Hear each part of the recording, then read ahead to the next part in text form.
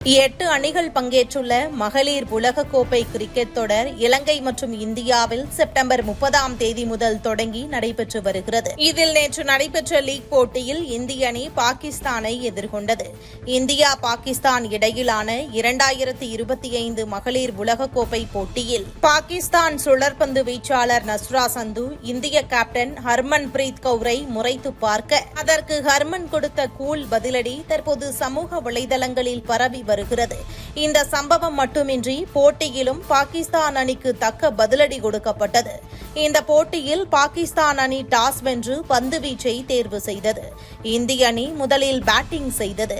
இந்திய இன்னிங்ஸின் 22வது ஓவரின் போது குறிப்பிட்ட அந்த சம்பவம் நடைபெற்றது. அந்த ஓவரை பாகிஸ்தான் சுழற்பந்து வீச்சாளர் நஸ்ரா சந்து வீசினார். அந்த ஓவரின் கடைசி பந்தை ஹர்மன் பிரீத் கவுர் நேரடியாக பேட் செய்ய அதை தடுத்த நஸ்ரா சந்து பந்தை கையில் வைத்துக் கொண்டே ஹர்மன் பிரீத் கவுரை ஆக்ரோஷமாக முறைத்து பார்த்தார்.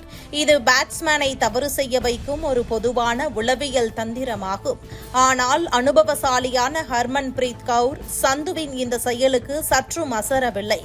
ஆக்ரோஷமாக பதிலளிக்காமல் சற்றும் பதட்டப்படாமல் அவரை விட தீர்க்கமாக அமைதியாக அவரை திரும்ப முறைத்து பார்த்தார்.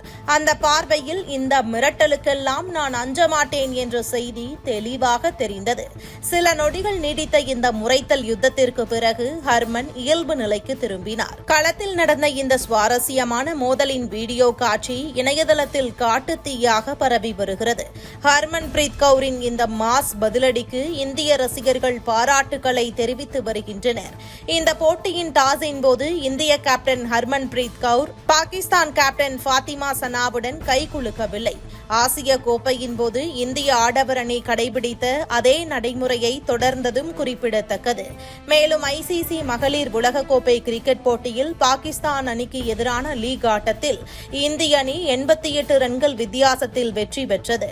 இதன் மூலம் மகளிர் சர்வதேச ஒருநாள் கிரிக்கெட்டில் பாகிஸ்தானை 12-0 என்ற கணக்கில் இந்திய அணி தொடர்ந்து வென்றிருக்கிறது.